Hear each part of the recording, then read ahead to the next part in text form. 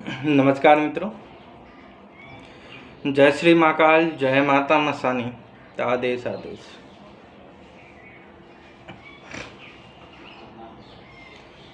कैसे आप सब? उम्मीद करते हैं कि बहुत ही अच्छे होंगे, अपने अपने घरों में सही, सुखी और संपन्न होंगे। आज मैं आपको बताने वाला हूँ माँ मरघट की काली, शमशान काली को चलाने का तरीका और उनसे काम लेने का तरीका।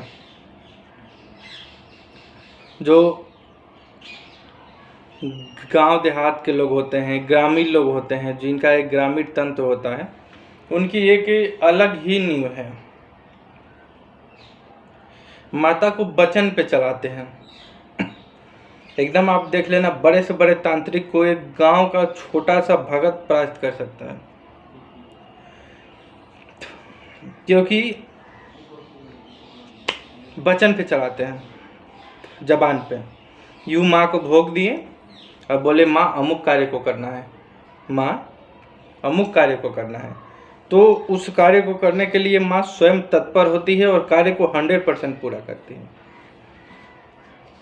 तो स्वयं सिद्ध ग्रामीण जो है माँ शमशान वासिनी का जो प्रयोग है वो आपको मैं बताने वाला हूँ, ध्यान से सुनो।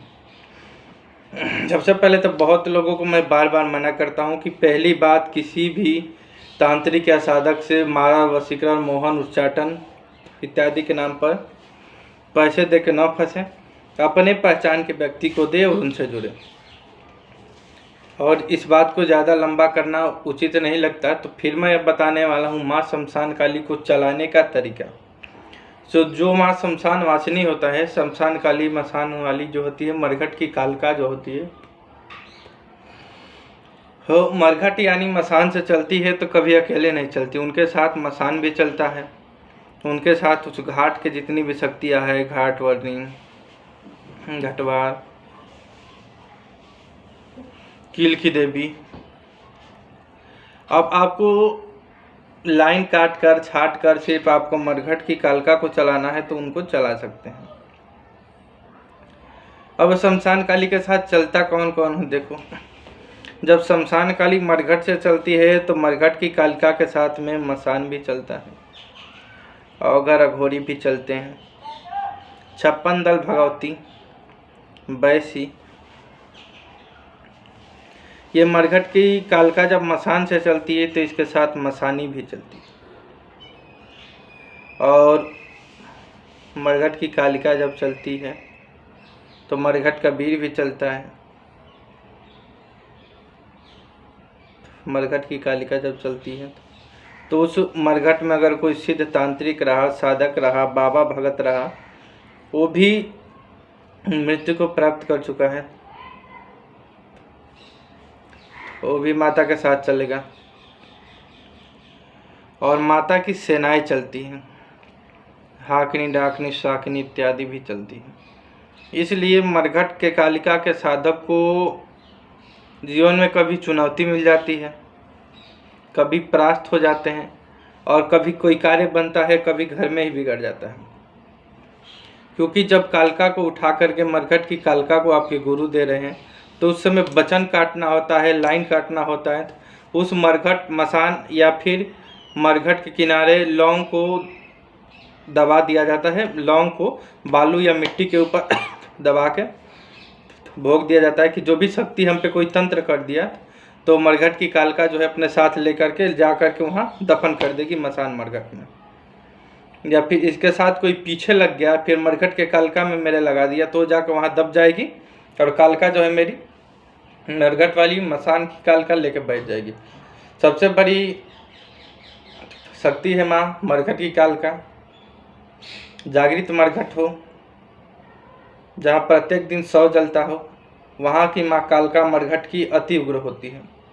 अगर उसको किसी ने आपको दे दिया, सही रूप से गुरु ने उठा के दे दिया, यह माँ सिद्ध किया है, दे दिया, तो मतलब एक ट्रांसफर ही होता है, आप ही कार्य करेंगे। अगर आप सिद्ध साधक हैं, भगत हैं, तो अब मैं आपको उपाय बताने वाला हूँ। आप खुद तो लौंग गाड़ नहीं सकते, कुछ विधि होती है।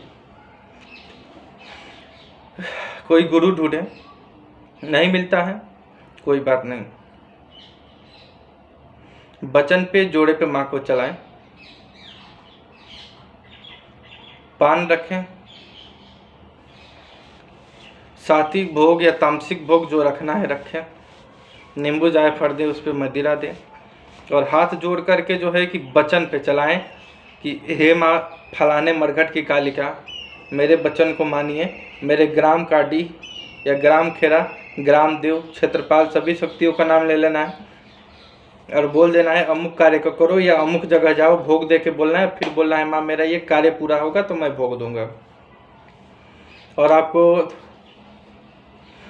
हर शुक्रवार सोमवार को ऐसा 5 दिन करना है कि 5 दिन माता को जो श्रृंगार बाक्स आता है जो मामूली 100-150 रुपये का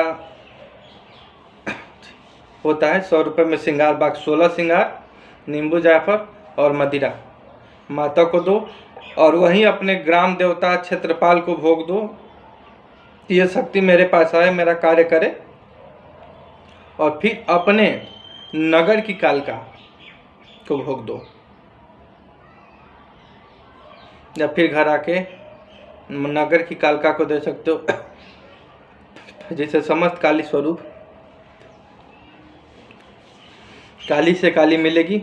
जैसे हम आप बात करते हैं वैसे काली से, मरघट की काली से आपकी काली को जब आप वचन दोगे, दीपक जलाओगे, भोग दोगे और माता से प्रार्थना करोगे कि हे माँ काली, जो तेरा स्वरूप इस मरघट में विराजित है उस स्वरूप से मैं कार्य लेना चाहता हूँ, साधना करना चाहता हूँ, वचन पे चलाना चाहता हूँ, इस स्वरूप को मेरे लिए जागृत कर माँ, और जब भी मैं बुलाऊँ आए और मेरा कार्य करे और कार्य करके वो फिर अपना मरघट पकड़ ले, ऐसा बोलना होता है अगर लौंग नहीं गाड़ोगे तो।